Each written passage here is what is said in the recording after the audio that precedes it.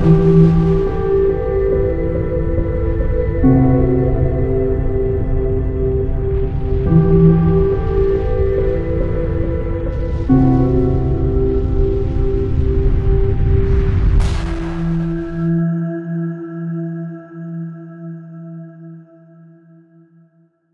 Eh bien, bonjour à tous. Voici un deuxième face-à-face avec Elisabeth de Caligny, parce qu'on avait envie, elle comme moi, de faire une petite émission spéciale sur Roswell. Bonjour Elisabeth. Bonjour, comment vas-tu? Ça va? Alors, il fait super beau en Alsace, il fait chaud, mais je crois que c'est pas le cas chez toi. Ah bah non, chez moi, 13 degrés, des hallebardes, c'est l'automne, on est à la Toussaint, quoi. De toute façon, j'ai l'habitude, c'est déprimant la Normandie.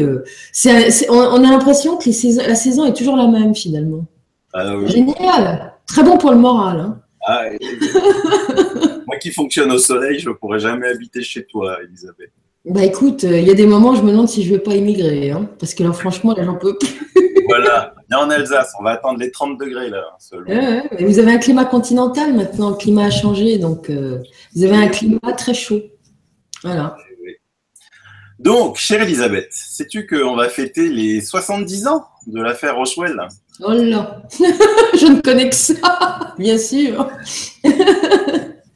C'est l'affaire ufologique la plus connue, avec un nombre de livres impressionnants écrits dessus, hein, surtout chez nos amis américains, mais très peu, hélas, traduits en français. Avec un nombre d'enquêteurs hallucinants, des gens qui sont allés sur le terrain, parce qu'évidemment, une affaire de 70 ans, on retrouve bien plus tard des témoignages un petit peu partout. Et c'est aussi, et bien évidemment, l'affaire où le plus grand nombre de désinformations ont été écrites, fabriquées, souvent par des ufologues eux-mêmes. Hein. Bah, c'est sous contrôle, ils l'ont avoué eux-mêmes par la suite. Les dernières grosses fake news, le livre paru en 2008 de la soi-disant infirmière Matilda O'Donnell McElroy, où elle relate ses entretiens télépathiques avec un gris capturé. Et donc, c'est de la pure désinformation qui ne résiste nullement aux enquêtes chevronnées sur Roswell, mais qui a fait grand bruit, car idéalement, dans la tradition New Age, faisant passer les gris comme des êtres spirituellement élevés venus nous aider ou sauver. Bien entendu, on se précipite sur cette histoire, où tout est presque faux, bien entendu, et complètement détruite par de vraies enquêtes sur Roswell. On le verra un peu plus tard. Mais d'abord, car 70 ans, c'est long, revenons sur cette affaire. De quoi s'agit-il? Parce que souvent, quand on pense à Roswell, on pense à un crash uniquement. On va en faire la chronologie sur la base de centaines d'enquêtes et en recoupant celles-ci pour bien dénicher le vrai du faux. L'histoire commence non pas le 8 juillet, comme on pourrait le penser, qui est écrit partout, mais elle commence le jeudi 3 juillet 1947, au soir. Un violent orage éclate dans la soirée, donc. Et un fermier, William McBrazel, qu'on appellera par la suite uniquement Brazel, éleveur de moutons à environ 100 km de la ville de Roswell à vol d'oiseau, entend une très forte explosion différente du bruit du tonnerre. Le matin du vendredi 4 juillet, il découvre avec le fils de son voisin, qu'on va appeler Dee Proctor, âgé alors de 7 ans, un champ de débris à quelques kilomètres de sa ferme. Puis il découvre un deuxième site avec des cadavres à 4 km du premier, et des cadavres sentant extrêmement mauvais. Dee Proctor et des camarades retournent, donc le fils du fermier, sur les deux sites à l'insu de Brazel et ramassent des débris. Et des débris commencent à circuler même au rodéo du 4 juillet à Capitan, une bourgade située à 1 heure de route du ranch de Brazel. Je rappelle que 4 juillet, c'est la fête nationale américaine. Brazel avertit des voisins et beaucoup vont sur les deux sites et ramassent des débris. Plus tard, la majorité de ces débris seront évidemment récupérés par l'armée sans ménagement, mais pas tous. Brazel ne va contacter les militaires de Roswell que le dimanche 6 juillet, car il ne sait comment nettoyer le site et ses moutons refusent de le traverser. À ce moment-là, beaucoup de gens ont été en possession de débris, car ceux-ci sont très particuliers. Et si tu veux, Elisabeth, on va résumer les 6 principaux types de débris. En 1, il y a des feuilles métalliques très minces, pliables, mais infroissables, qu'on ne peut ni brûler ni couper. Et elles ont de la mémoire de forme. C'est-à-dire qu'en fait, si tu prends cette feuille de métal, tu la roules, et hop, elle reprend sa forme initiale. En 2, des pièces métalliques rigides, très nombreuses, qu'on ne pouvait non plus, ni pliés, ni brûlés. Des morceaux minces, très solides, ressemblant à ce que quelqu'un a défini un petit peu comme du parchemin. Des morceaux ressemblant à de la bakélite. La bakélite, c'est un matériau qu'on a conçu sur Terre. Par exemple, si quelqu'un a déjà vu un stylo Montblanc, c'est ce qu'il y a de plus classique, il est fait en bakélite, par exemple. Des filaments transparents comme du fil de pêche en nylon, mais ce n'est pas des fibres optiques ou alors leurs successeurs futurs, car elles ne se cassaient pas. Et puis finalement, des petites poutrelles avec des sortes d'écritures. Il y en a qui ont dit que ça leur faisait passer à des hiéroglyphes, d'autres à de l'écriture japonaise. On ne sait toujours pas grand-chose sur ces écritures. Il est à noter que la base militaire de Roswell n'est pas une base comme les autres. C'est une base avec des bombardiers atomiques. Il n'en existe alors qu'une escadrille, le 509e groupe de bombardement, celui-là même qui avait bombardé Hiroshima et Nagasaki 2 ans plus tôt et qui avait fait l'essai d'une bombe sur l'atoll de Bikini en 1946. On connaît par cœur aujourd'hui l'histoire de ce groupe qui fut créé secrètement pendant la guerre avec des hommes triés sur le volet sous les ordres du colonel Paul Tibbets. En 1947, lors de l'affaire de Roswell, son successeur est le colonel William Blanchard. Je cite ces noms parce qu'ils vont devenir importants par la suite. Donc, le dimanche 6 juillet, le fermier Brazel vient à Roswell avec quelques débris et il montre ces débris au shérif George Wilcox qui appelle, lui, aussitôt la base militaire située au sud de la ville. Wilcox, en attendant les militaires, appelle le journaliste Frank Joyce de la radio locale KGFL et lui révèle avec émotion la découverte de corps étrangers en lui disant « They are not human », ils ne sont pas humains. Dès le dimanche soir, Brazel repart au ranch avec une des figures emblématiques de cette affaire Roswell, le major Jesse Marcel, qui lui est responsable de la sécurité de la base, et le capitaine Sheridan Cavitt, responsable du contre-espionnage, toujours sur ordre du colonel Blanchard, le chef de la base. Celui-ci informe aussitôt de la découverte de sa hiérarchie sur la base de Carswell au Texas, qui en informe à son tour, bien évidemment, le Pentagone. À Carswell, le colonel Dubose reçoit l'ordre du général McMullen d'envoyer immédiatement les débris ramenés par Brazel à Washington. Un premier lot de débris sera donc examiné au Pentagone dès le matin du lundi 7, ce qui va provoquer une série de réactions en chaîne. Pendant ce temps, le lundi 7, toute la journée, Marcel et Cavitt inspectent le champ de débris et retournent le soir à la base de Roswell. Jesse Marcel fera un détour chez lui en montrant des débris à sa femme et à son fils qu'il réveille à peu près 2 heures du matin. Cavitt, lui, retournera dans la nuit avec une petite équipée récupérer les cadavres qui avaient une odeur épouvantable. Le premier souci étant d'imposer le secret. Mais il était impossible le lundi soir de prendre le contrôle de l'ensemble des sites. Il était urgent d'abord de récupérer les cadavres. Selon la veuve de Cavitt, lorsqu'il est revenu le lendemain matin, elle fut obligée de brûler ses vêtements tellement ils sentaient mauvais. Mais l'horrible odeur a persisté sur le corps de son mari encore 2 semaines. En effet, toujours ce même lundi matin, une équipe d'archéologues qui était là-bas sans rien à voir avec l'affaire, mais découvre par hasard un 3e site de crash avec l'OVNI cette fois-ci, plus près de Roswell, à environ 65 km au nord de la ville. Ce site se situe à environ 25 km à vol d'oiseau du site du débris. Les archéologues découvrent un petit engin de forme ovoïde avec 3 cadavres et 1 survivant. Ils avertissent le shérif, qui en avertit le militaire, qui arrive rapidement sur les lieux pour prendre le contrôle de ce site. Néanmoins, nous en sommes dans la nuit du lundi 7 au mardi 8 juillet. Ainsi, contrairement aux cadavres du site près de la ferme de Brazel, avec son vaste champ de débris qu'il fallait rapidement récupérer car le site était non gardé, ce site avec l'OVNI fut bouclé et les cadavres entreposés dans une tente pour la nuit gardés par des soldats. Par contre, le survivant fut ramené le soir même à la base. Dans la matinée du mardi 8 juillet, le colonel Blanchard dicte au lieutenant Haut le célèbre communiqué de presse annonçant la découverte d'un disque volant. Haut le diffuse vers midi aux 2 journaux et radios de Roswell et déclenche une tempête médiatique de portée internationale. Alors pourquoi ce communiqué?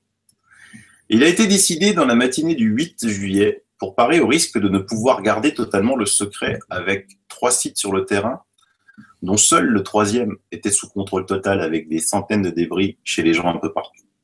L'essentiel est de cacher la découverte principale, celle de l'OVNI sur le 3e site. Si les militaires arrivent à boucler les 3 sites et tout contrôler sur le terrain, on pourra toujours revenir en arrière, démentir le communiqué, ce qui a été fait le soir même.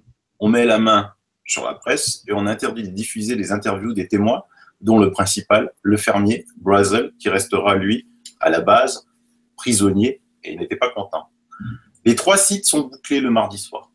Ensuite, une mise en scène est réalisée que tout le monde connaît, où l'on fait croire que ce sont des ballons radars de type Mogul qui se sont crashés.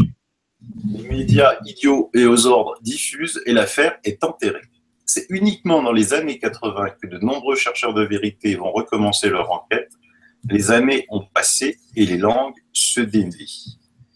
Mais hélas, aussi, depuis, les campagnes de désinformation se multiplient, comme la fausse autopsie diffusée en France sur une grande chaîne TV avec Jacques Pradel, puis un livre d'une soi-disant infirmière publiant sur son lit de mort quelques vérités pour nous faire croire à un E.T. gentil. Voilà. Et tout ça, ça ne tiendra pas 10 minutes face aux enquêtes précises qui ont été faites à Roswell, et notamment, Elisabeth, l'interview post-mortem d'un des acteurs principaux, le colonel Out, qui n'avait accepté cette interview que si sa famille était d'accord, et après sa mort, parce qu'évidemment, il avait promis le secret militaire pendant son livre. On y reviendra un peu plus tard. Et puis d'accord avec ce résumé, ma chère Elisabeth? Bah écoute, j'aurais pas fait mieux, j'aurais peut-être même fait pire d'ailleurs.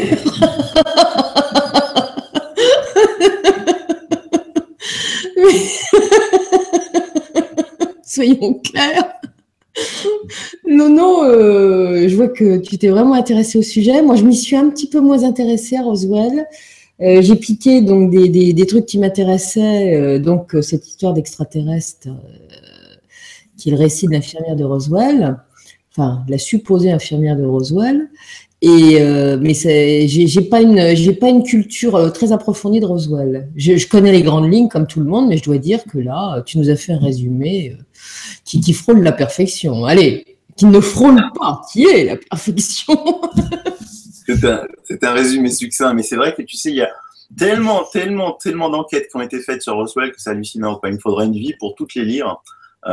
Tellement d'enquêteurs américains, aussi en France, un spécialiste de Roswell, il faut le citer quand même, c'est Gildas Bourdet. Je conseille à tous ses livres sur Roswell parce qu'il a vraiment enquêté sur le terrain en recoupant les informations.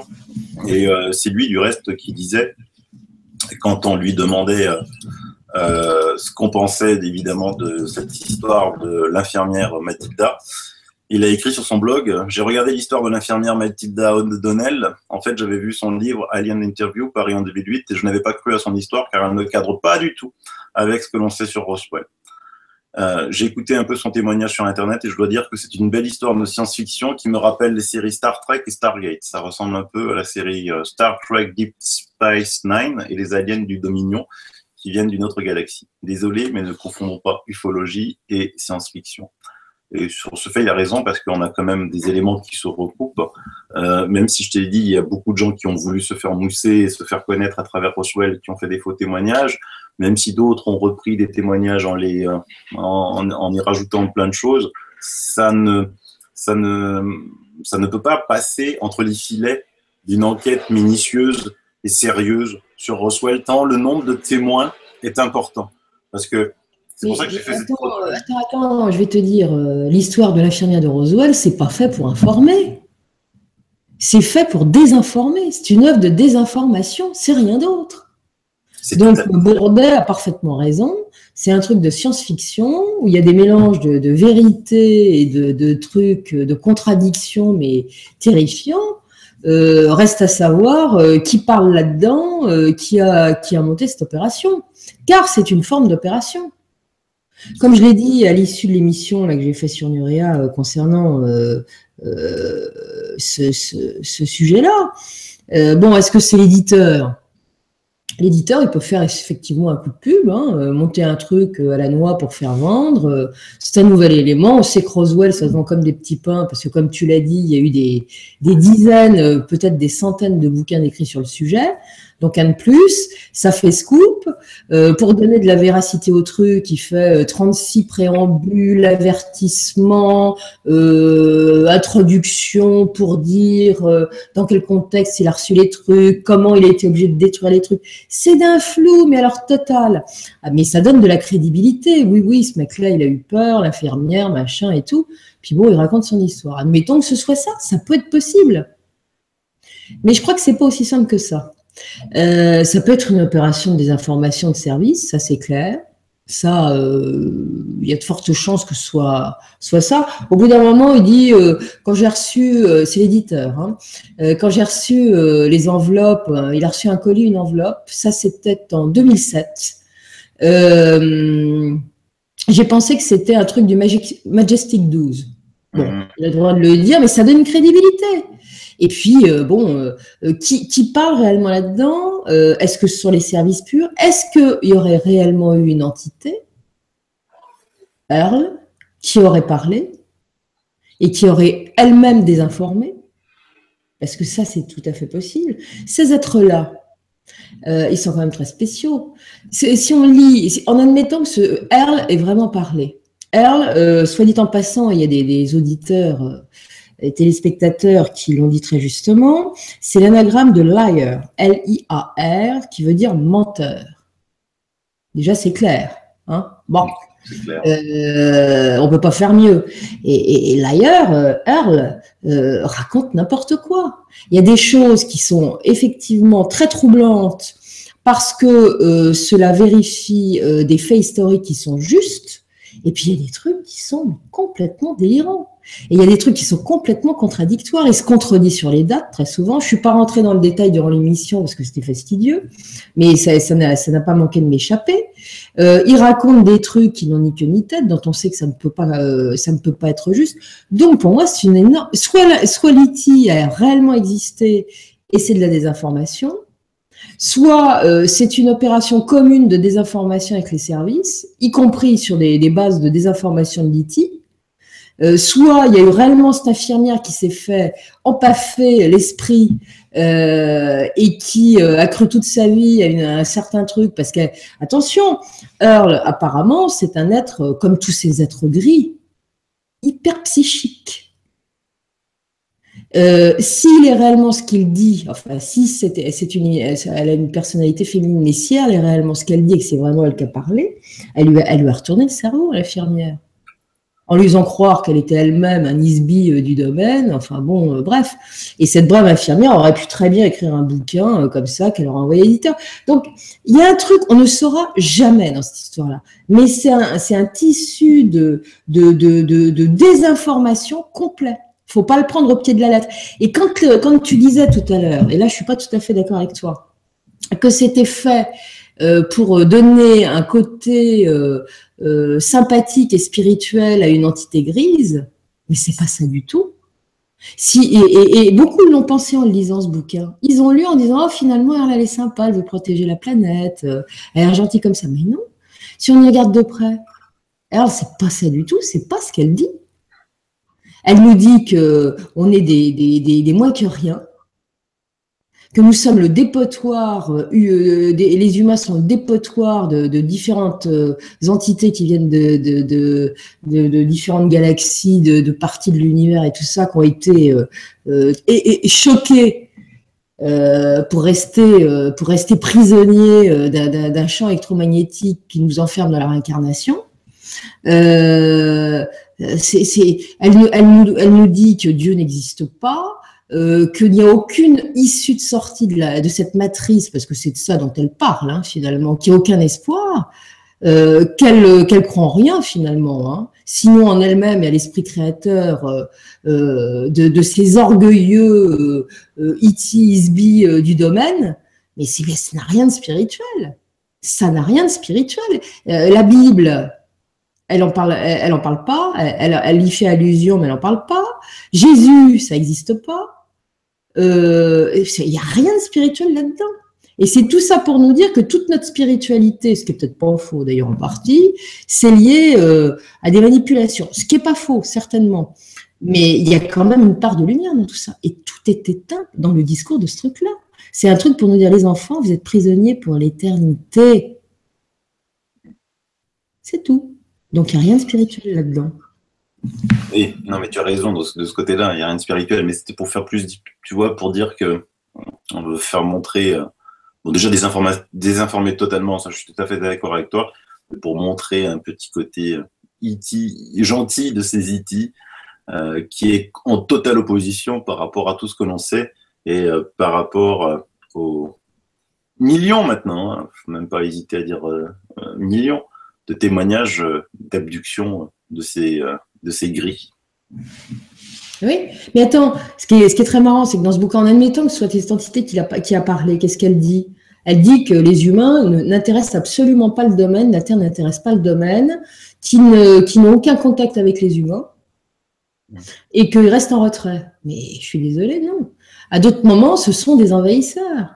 Ils ont été ouvrir des mines en Bolivie, au Pérou, je ne sais trop où, un petit peu partout, ils se sont impliqués partout. Donc c'est un tissu de contradiction.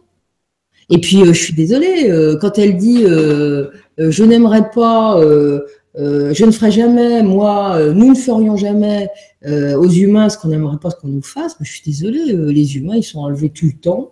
Il y a des tas de gens qui ont été enlevés, soit ce sont des enlèvements éthériques, soit ce sont des enlèvements physiques, mais nous sommes sous contrôle. Et je suis convaincue que ces êtres psychiques nous contrôlent. Tout à fait. Mais tout à fait. Mais complètement. On en prend plein la tête sans s'en rendre compte d'ailleurs. Et d'ailleurs, s'ils nous enlèvent, c'est qu'on les intéresse, c'est pas juste qu'on soit des moins que rien, justement. Oui, mais qu'est-ce qui les intéresse chez nous? Notre âme.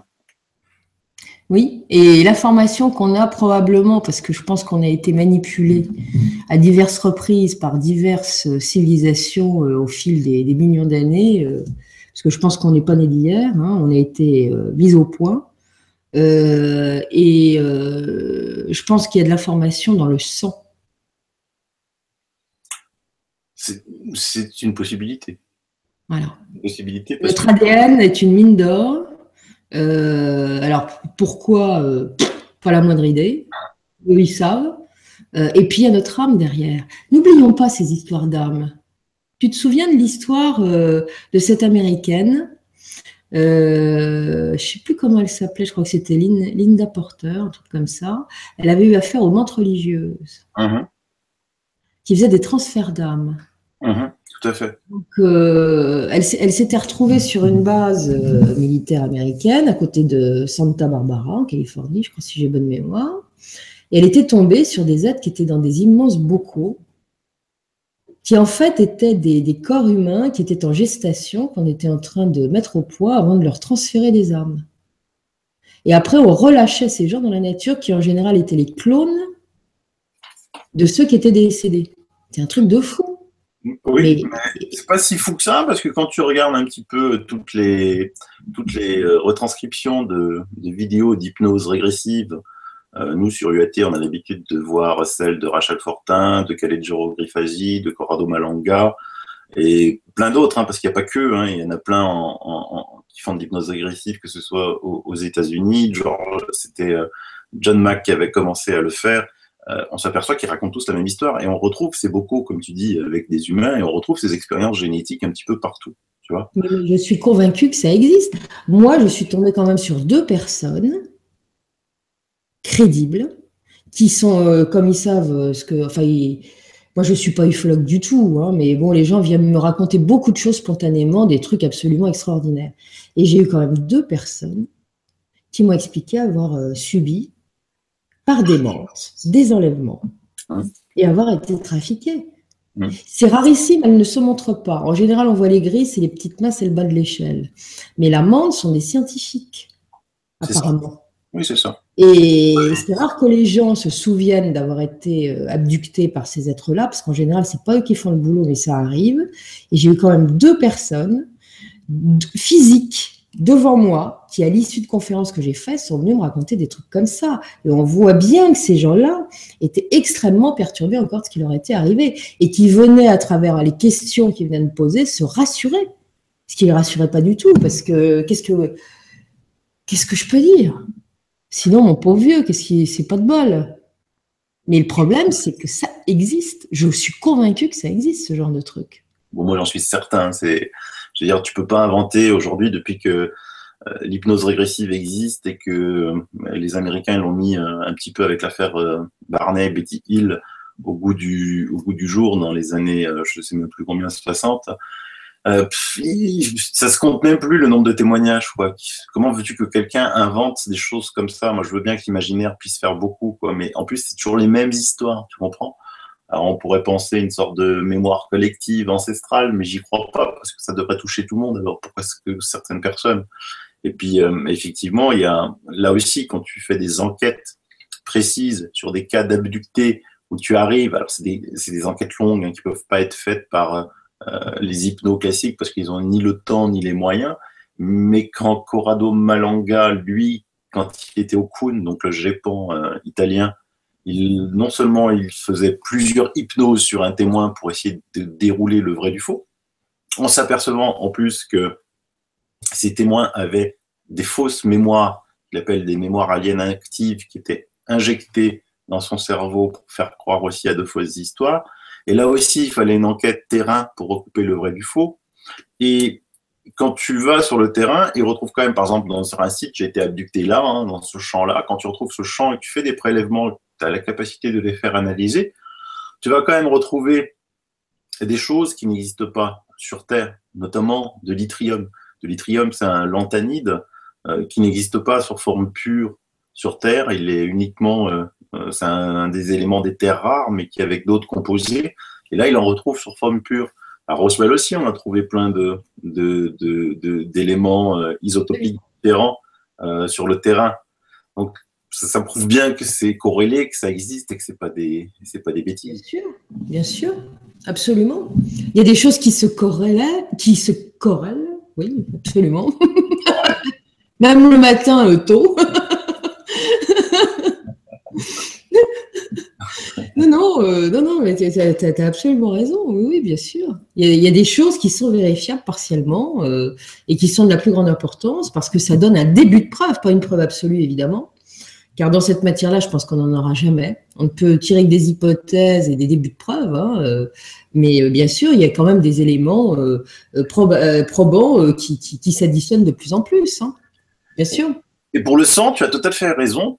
Pour la simple bonne raison, c'est que moi, je me suis toujours demandé, bon, ils abductent les humains, c'est pour étudier leur génétique, pour qu'on ait des émotions, la conscience, peut-être que la nôtre est différente de la leur, notre âme, certainement, immortelle, qui voudrait bien récupérer, puisque l'âme est immortelle. Mais je me suis toujours demandé pourquoi ils abductaient, enfin, ils abductent pas vraiment, mais ils vident de leur sang.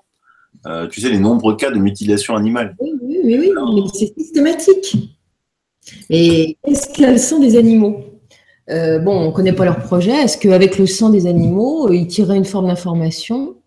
Ça leur servirait peut-être pour leur cheptel ou pour eux-mêmes, parce qu'on ne connaît pas leur nature après tout. Est-ce qu'ils font des trucs d'hybridation entre les humains, ce qui s'est déjà fait dans le passé, semble-t-il, la Bible en parle. Hein. Les Égyptiens, quand vous voyez ces êtres qui sont mi-oiseaux, ce qui sont des yeux, hein, Thoth et compagnie, il y a un truc. Alors peut-être que ça a réellement existé, peut-être. Alors peut-être qu'à l'heure actuelle, ils reprennent des animaux pour pouvoir faire des expériences. Tout est possible. Ou alors, il y a quelque chose de vital également dans le sang des animaux qui fait qu'ils en ont besoin pour faire quelque chose. Peut-être pour faire survivre une planète, une civilisation. On n'en sait rien, on peut broder à l'infini et raconter tout et n'importe quoi. Bien sûr. Si ça se trouve, je dis quelque chose de juste, si ça se trouve, je raconte une énorme ânerie. Il y a de fortes chances d'ailleurs que ce soit une énorme ânerie. Mais enfin, bon. Par contre, le fait est que les animaux sont mutilés. Enfin, ils sont mutilés. C'est-à-dire qu'on retrouve des animaux un petit peu partout au sommet des arbres. Donc des vaches, tu vois, une vache déjà qui est au sommet d'un arbre, c'est pas un plaisantin qui s'est mis à faire ça. Il y a des incisions qui sont faites, mais millimétriques, même au dixième de millimètre que toujours actuellement la chirurgie moderne ne sait pas faire, ils sont tous complètement vidés de leur sang, et des fois il y a des organes qui manquent. Et c'est toujours les mêmes. C'est toujours les mêmes.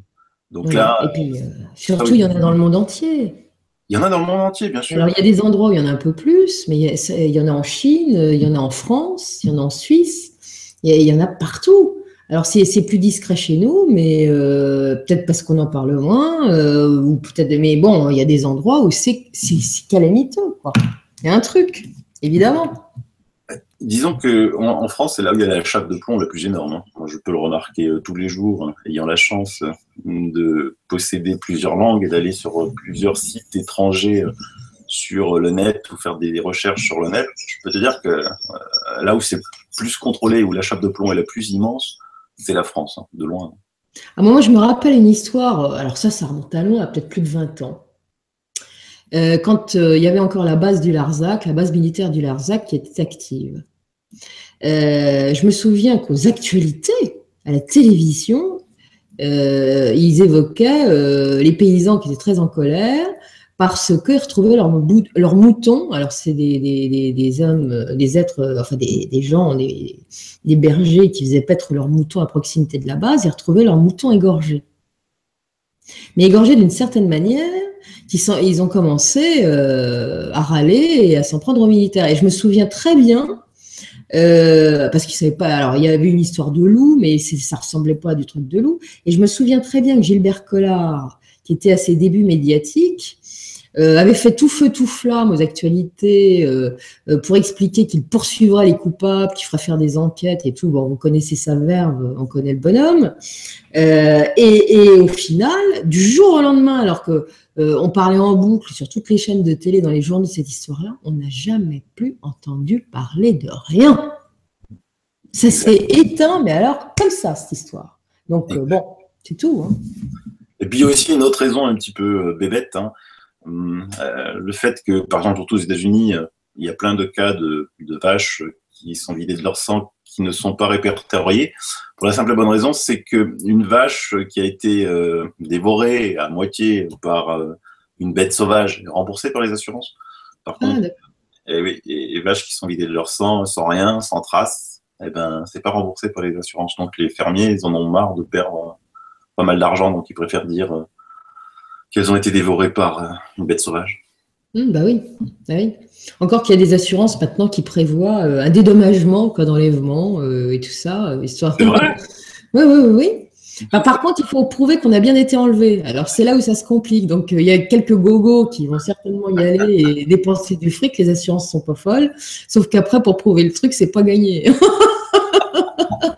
Et ça existe. Alors, monsieur le juge. J'ai vraiment été enlevé. Oui, d'accord. Oui, bah, prouvez-le. Oui, c'est pas mal. Non, mais c'est pas ça. Ça doit pas être gagné pour prouver tout ça. Donc, pour en revenir à Roswell, à mon avis, effectivement, il y a bien un gris qui a été capturé vivant. Il ne devait pas être en pleine santé quand on voit un petit peu le choc de l'explosion. Pourquoi ces 3 sites? Pourquoi ça a provoqué effectivement parce que l'engin rebondit à un endroit pour aller un peu plus loin, mais les distances sont tellement énormes, quand même si je parle de 20 km à vol d'oiseau, c'est quand même pas rien. Il faut aussi dire concernant Roswell que c'est pas tombé du ciel, je veux dire, dans le sens où on parlait énormément à cette époque-là. Si on reprend un petit peu toutes les coupures de presse d'avant Roswell, d'apparition d'objets volants dans le ciel non identifiés. Et l'armée était vraiment sur les dents, quoi. Hein. C'est-à-dire qu'il y avait de grosses instructions sur l'armée américaine pour essayer de savoir qu'est-ce que c'était ces disques volants qui apparaissaient un petit peu partout et que les gens observaient. Donc, d'ailleurs, la vague de l'ufologie moderne a commencé avec Kenneth Arnold, hein, qui avait vu ces disques argentés avant Roswell. En plus, sur cette base de Roswell, c'était vraiment, comme je l'avais dit, des militaires aguerris. Que des militaires aguerris puissent confondre des débris au sol d'un ovni avec un ballon mogul. Le ballon mogul, c'est un ballon avec des trucs de bazar. On mettait un radar, c'était pour surveiller la météo, pour voir pour voir s'il n'allait pas avoir des ouragans, des choses comme ça, puisque c'était quand même une base de bombardiers qui pouvait partir d'un moment à l'autre.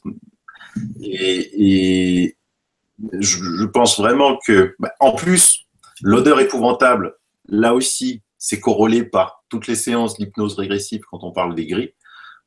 Leur odeur est épouvantable. Mais ça a été décrit, cette odeur atroce, à lever le cœur, a été décrit par plusieurs contactés. Hein. Tout à fait. Donc, ça, on sait qu'il pue. Alors, ils trouvent qu'on sent mauvais, nous aussi, parce qu'ils l'ont dit quand même. Hein. Parce qu'on est biologique, donc on émet des gaz et des choses qui sont insupportables dans leur soucoupe. C'est ce Karl nous avait dit. Et ça pue, mais alors effectivement, eux, c'est une horreur. Et c'est vrai qu'en décomposition, il y a eu pas mal de témoignages qui ont dit que c'était absolument insupportable. Oui. Mais alors, bon. Et donc, après, évidemment, tout le reste maintenant sur l'enquête de Roswell, on sait absolument presque heure par heure tout ce qui s'est passé. La grosse zone d'ombre, c'est effectivement ce supposé rescapé, où là, on sait vraiment pas grand-chose. On ne sait vraiment pas grand-chose, parce que si je fais à la limite, c'est naturel qu'on ne sache pas grand-chose. C'est très embarrassant, un truc pareil. Et à mon avis, je pense qu'il y a eu d'autres entités qui ont été récupérées à plusieurs reprises. On n'a peut-être pas vraiment entendu parler. Et je pense que c'est dans le monde entier. Et comment peut-on divulguer ça? Ce sont des êtres qui sont totalement à part physiquement. Ce sont des êtres qui ont un psychisme tout à fait à part aussi, qui parlent peut-être ou qui ne parlent pas, qui ont des capacités de manipulation des esprits. Si ça se trouve, si ça s'est réellement passé, ce que raconte l'infirmière McElroy, à un moment, Earl, qui a voulu lui prouver qu'elle était un être éternel avec des capacités, il l'a quand même envoyé au plafond en conscience. Donc ça veut dire la puissance de ces êtres-là. Et donc, voilà, comment divulguer des trucs pareils à la population? C'est insupportable. Donc, on préfère laisser les gens louvoyer dans des histoires comme ça. Et comme on dit en Normandie, c'est du lard ou du cochon. Et puis, ça brouille les pistes. Et comme ça, tout le monde s'en sort sans que ça pose problème majeur. Ça relève plutôt de la science-fiction dans l'esprit des gens. Dans la majorité des populations, en tout cas, ça, c'est certain. Oui, dans la majorité de la population, on passe, toi et moi, pour des illuminés, ça c'est sûr. Mais oui, mais on s'en fiche avec le temps. On s'en fiche complètement.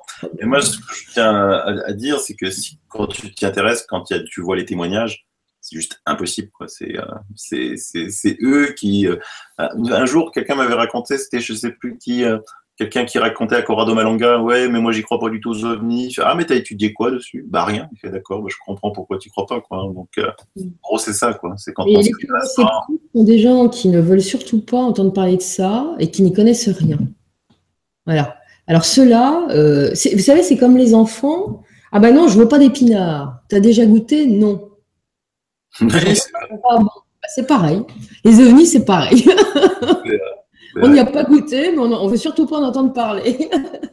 Alors, pourquoi tu penses, toi, que dès le début, on a mis une chape de plomb? Enfin, moi, mon idée, c'est qu'au début, évidemment, le pays qui a récupéré le premier ovni s'est dit, bon, je vais cacher ça au reste du monde et puis essayer d'avoir une avance technologique dessus. Mais par la suite, pourquoi il continue, tu penses, à mettre cette chape de plomb énorme? Et j'ai pas compris qui mettait une chape de plomb. Tous les gouvernements du monde entier qui cachent la divulgation. C'est simple, c'est très angoissant. Tu penses que c'est angoissant? Mais on vient de parler à l'instant de la population qui ne croit pas aux ovnis et qui dit, oh là là, c'est comme les épinards, voilà, bon, très bien. Si on leur colle ça en réalité aux infos en disant, bon, on va vous faire une communication, mesdames et messieurs, ça existe, voilà la tronche des envahisseurs, et voilà leur capacité. Mais c'est dramatique.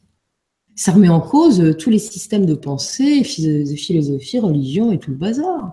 Donc ça sera un chaos complet. Donc c'est tout à fait légitime que les gouvernements ne disent rien. Alors, ils font déjà des efforts, comme la France, sont des efforts minimes, pour qu'on ait accès à des enquêtes suite à des apparitions d'OVNI. Bon, c'est les trucs du GEPAN.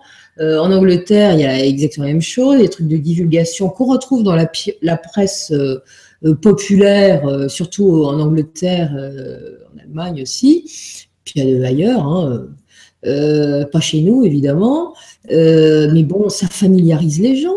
Mais on ne peut pas tout leur raconter. Les gens prennent ça d'ailleurs, je te dis, c'est des trucs complètement bidons. Puis alors maintenant, bon, avec les trucs d'Internet, comme il y a des faux à tour de bras, ben, tout est fake et refake. Bon, bah, il y a des trucs en fait qui sont pas des fakes, qui passent pour des fakes, ça c'est certain. Et puis on n'en parle plus, on tire la chasse et passe à autre chose, dormez bonnes gens, et surtout ne vous préoccupez de rien. Et les gouvernements, ils sont absolument ravis, à mon avis, de ce type de divulgation bidon et des polémiques qui existent sur Internet à ce propos-là, puisque maintenant la plupart des gens pensent que tout est faux, hein. Donc ça arrange tout le monde, puis on n'en parle plus. Mais c'est vrai que c'est très très dangereux. Ça serait très très dangereux à mon avis de dire aux gens qui sont majoritairement sceptiques et qui veulent pas savoir, bah si, ça existe. Ça serait l'humanité est déjà terrorisée par des tas de trucs. Alors s'il y a ça en plus, remarque, ça aurait peut-être un avantage, c'est que ça mettrait tout le monde d'accord pour le coup. Bah oui, parce que en fait, quand tu regardes les films de science-fiction à gros budget, tu prends Independence Day, hein, t'as les guerres partout entre humains, et puis t'as l'envahisseur extraterrestre, et puis tous les humains ils se mettent ensemble, et puis c'est peace and love, quoi. Je sais pas. C'est vrai qu'il va y avoir la remise en cause, mais le Vatican se prépare déjà à une divulgation, et donc en disant bah oui, mais Dieu a aussi créé les extraterrestres. Moi, je trouve que par exemple, il n'y aura jamais de divulgation. Il n'y en aura jamais. Jamais de divulgation officielle. Il y aura des bribes de temps en temps, comme Balducci, il y a quelques années, Monseigneur Balducci qui avait commencé à dire des trucs, mais il n'y aura jamais de divulgation officielle avec un président ou un ministre qui prendra un micro, ou un annonce du pape qui se votera sur un balcon et qui fera une annonce. Il n'y aura jamais ça. C'est vrai. Néanmoins, on avance, parce que quand je vois en Italie les salles combles que fait mon ami Mauro Biglino, dans le pays du pape, dans le pays du catholicisme, c'est juste affolant, quoi. Je suis vraiment très fier de lui. C'est très fort ce qu'il fait. Non, mais il y a des gens comme ça qui font des choses très bien pour donner une crédibilité au sujet. Mais ce ne sont pas des gens qui font partie, ce ne sont pas des politiques, ce sont des chercheurs, ce sont des gens qui se posent des questions. Et puis voilà. Jean-Pierre Petit, avec ses humides, je suis désolée, il a commencé en France à faire un travail extrêmement important, c'est ce que ça lui a coûté, hein. Il y en a d'autres qui s'approchent du sujet tout doucement et qui sont des scientifiques également. Bon, bah c'est très bien, mais je vois très mal la politique d'une quelconque manière aller raconter un truc pareil. C'est pas possible, ça ne se fera jamais.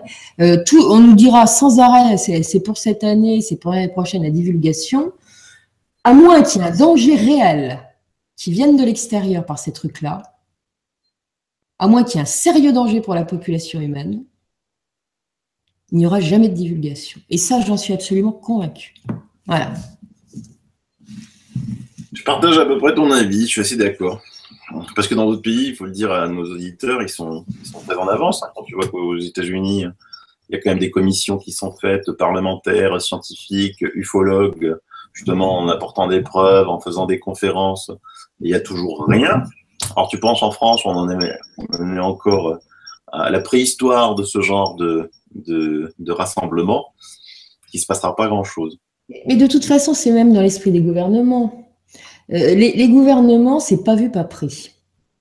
Quand il y a des scandales qui sortent, des scandales médicaux, des scandales écologiques, des scandales divers et variés, c'est parce que ça commence à fuiter, que ça commence à savoir dans la population, que les gouvernants qui se sentent acculés commencent à parler. Ça vaut pour des tas de trucs. On l'a vu à plusieurs reprises, en France et ailleurs. Donc, le problème des ovnis et des extraterrestres, c'est exactement la même chose. Ça sera divulgué que si il y a un événement majeur, dangereux pour le pays, dangereux pour une partie du pays, voire totalement l'humanité. Sinon, on n'entendra parler de rien.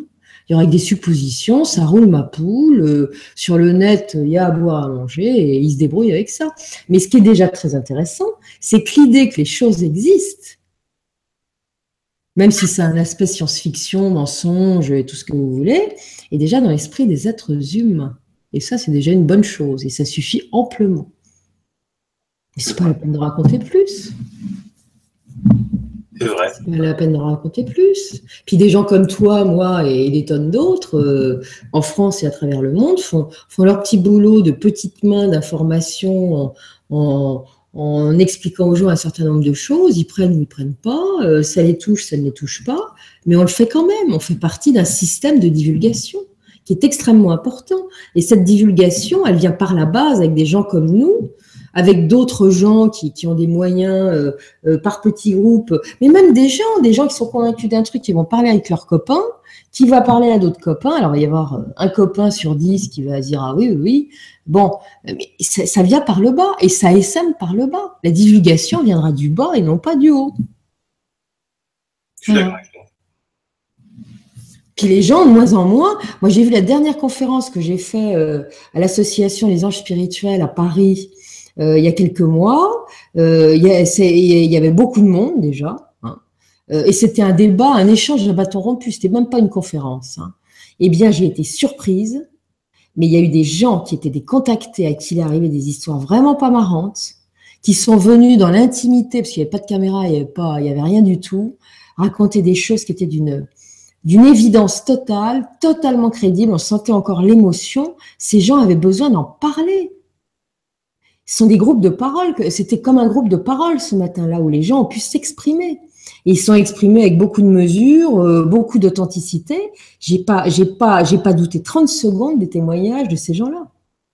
Et je pense qu'ils le font tous les jours. Alors des gens qui sont venus là en curieux, qui racontent ça, j'ai vu à tel endroit tel truc, il s'est dit ça, et ben ça avance. Et la divulgation, elle se fait comme ça.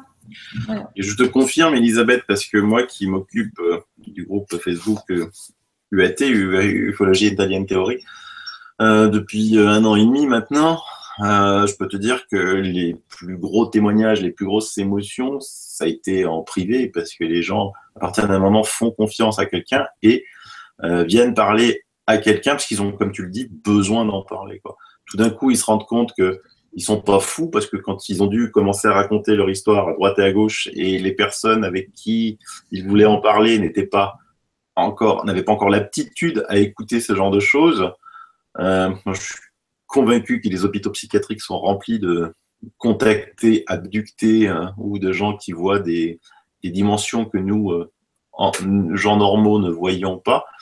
Et ils viennent m'en parler, j'ai des témoignages ahurissants, quoi. Mais moi, c'est la même chose. Sur Facebook, je reçois un message privé, énormément de messages, très aimables d'ailleurs, et c'est vraiment sympa, auxquels je réponds. Et au milieu de tout ça, j'ai eu la surprise de découvrir des histoires pas possibles, que je garde pour moi, évidemment, mais il y aurait de quoi faire un bouquin. Et les gens sont en interrogation, sont parfois très choqués. Alors, il y a des histoires d'abduction, effectivement. Bon, ça, c'est pas tous les quarts d'heure. Il y a des histoires de parasitage psychique, ça, il y en a de plus en plus. Il y a toujours des entités un peu particulières qui interviennent là-dedans. Enfin bon, les gens me racontent des trucs. Et le pire, alors ce que j'ai remarqué, alors ça c'est un truc très très marrant, c'est que tous ces gens qui m'écrivent ne se connaissent pas.